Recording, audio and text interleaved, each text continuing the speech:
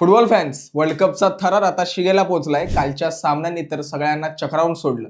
चला पटापट घेऊया एक क्विक अपडेट. सुरुवात करूया गट के मधील मोठ्या धक्क्याने. जाओ नेवेसच्या गोलने पोर्तुगालला दणदणीत सुरुवात करून दिली होती, पण डीआर कॉंगोच्या याऊन विसाने शानदार हेडर मारून सामना 1-1 असा बरोबरीत आणला. संपूर्ण सामन्यात चर्चेचा विषय ठरला तो क्रिस्टियानो रोनाल्डो. रोनाल्डोला गोल करण्याच्या सोप्या संधी मिळाल्या, पण दुर्दैवाने त्याला एकही शॉट ऑन टार्गेट मारता आला नाही. कॉंगोने पोर्तुगालला रोखून इतिहास रचला. गट एल मध्ये मात्र गोलचा पाऊस पडला. थॉमस टुशेल यांच्या मार्गदर्शनाखाली इंग्लंडने क्रोएशियावर 4-2 असा दणदणीत विजय मिळवला. हेनरी केनचा क्लास, जूड बेलिंगमची साथ आणि शेवटी 85व्या मिनिटाला मार्कस रॅशफोर्डने केलेल्या गोलने इंग्लंडचा विजय निश्चित केला. मित्रांनो, खरा इमोशनल थरार पाहायला मिळाला तो घाना आणि पनाम्याच्या सामन्यात. टोरंटोमध्ये धो-धो पावसाच्या खेळात 94 मिनिटांपर्यंत स्कोअर 0-0 होता, पण 95व्या मिनिटाला कालेब रियांकीने गोल केला आणि पनामाच्या डोळ्यात पाणी आणत घानाला ऐतिहासिक विजय मिळवून दिला. शेवटी कोलंबियाने उझबेकिस्तानला 3-1 ने हरवून गट के मध्ये अव्वल स्थान गाठले. उझबेकिस्तानने आपला पहिला वर्ल्ड कप गोल साजरा केला असला तरी कोलंबियाने विजयावर शिक्कामोर्तब केले. सध्या इंग्लंड आणि कोलंबिया आपापल्या गटात टॉपवर आहेत. पण मित्रांनो, तुमच्या मते या वर्षीचा वर्ल्ड कप कोण उंचावणार? तुमच्या फेवरेट टीमचं नाव कमेंट मध्ये नक्की सांगा.